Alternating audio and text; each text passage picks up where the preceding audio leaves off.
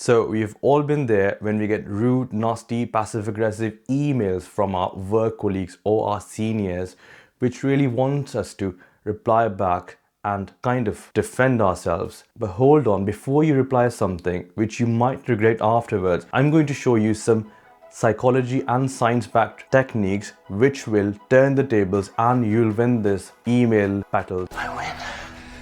And without wasting your time, I'm going to dive into these 5 strategies that can really help you reply differently. Okay, so first things first, when you get such a rude email, your amygdala, it's one of the brain parts involved in a lot of emotions. It starts screaming, fight back, but hold on, that's your emotional brain talking at that time. So the best thing to do, the first step is to pause and think. Go out, take a walk, go out for a coffee, or maybe just talk to your friend. Now, by taking this break, what you've done is that you have activated your logical part of the brain, which is the prefrontal cortex. Now, it is better to have more of a logical thinking than an emotional response. And trust me, when you take this pause and take a break, what happens is that your brain cools down, and once it cools down, it will strategize better and you'll come up with a more smarter and logical reply. Now let's get tactical. Tactical empathy is a technique where you acknowledge other person's stress without agreeing with them. This works in wonders because what you are doing is that you are being very empathetic with the person without agreeing to them, which is releasing good hormones such as oxytocin, the bonding hormone in them, which causes them to be less aggressive and be more cooperative, and they will want to work with you in the future. For example, as you can see, a rude email could be, "This project is way behind schedule. I need an update ASAP." Your response could be, "I understand you're under pressure to meet the deadline and I appreciate you reaching out. Here's where things stand." And then you can explain. By showing empathy, you're actually disarming the aggressor at that time and turning a conflict into collaboration, which is really smart actually. Very smart.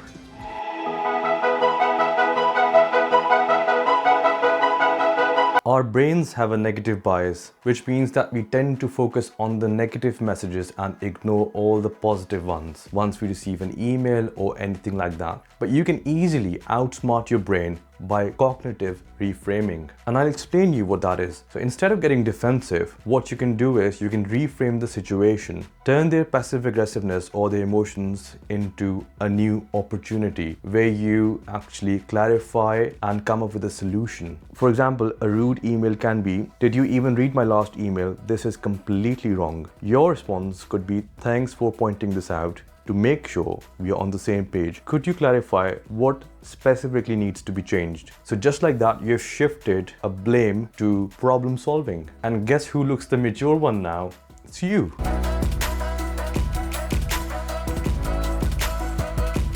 Ever heard the phrase that less is more? This one is my favorite, and I had a recent experience with this one when I got some complaint which did not make sense at all. Instead of actually clarifying and wasting my time and dwelling on it, what I wrote was very minimalistic. This gives them less to argue with and keeps you professional. For example, the kind of an email I got was about some complaint which was completely untrue, but I did not want to waste my time. And what I replied back was saying, "Thank you for your response. I'll reflect this back in my portfolio." And that's it, because I didn't want to waste my time at all. I don't have energy for that. So mic drop, the best response sometimes is a short one.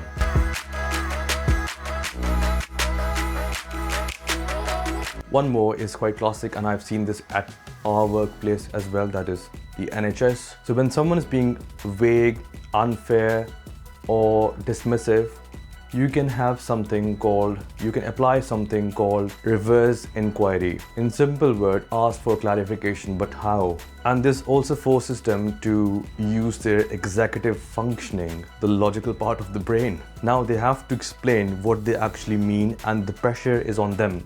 For example, you might get an email saying your performance has been unsatisfactory, and before that you haven't received anything at all. So this is quite new to you. What you can do is, "I appreciate your feedback, Could you provide specific examples so I can understand where I can improve? See, so you have completely shifted the burden of providing proof to them, because they should be the ones providing proof instead of getting really vague and broad about something. It's a subtle but a very powerful move.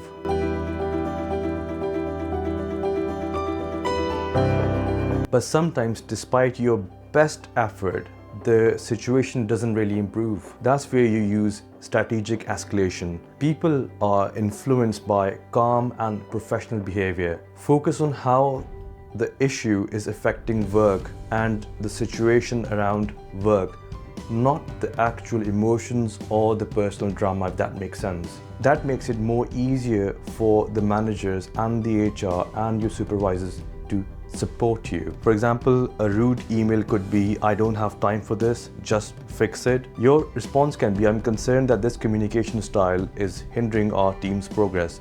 I'd like to discuss this further with you," and the manager's name, to find a resolution. By escalating calmly and professionally, you show that you are focused on solution rather than the emotional drama or the conflict. Dealing with toxic emails can have a huge toll on your mental health, and obviously can increase your cortisol levels over the time. So it's best to look after your mental health and de-stress yourself. Take breaks, breathe, disconnect, disengage emotionally. If you need to know more about how to manage stress, I have a video on my channel.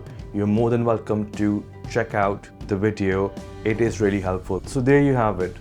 You don't have to suffer when you get rude emails. You can use these strategies and come up with a very smart reply. Remember to pause, empathize, reframe, minimize, and if needed, you can strategically escalate it. If you found this video helpful, please hit the like and subscribe button. That really helps me make more videos. Thank you for watching.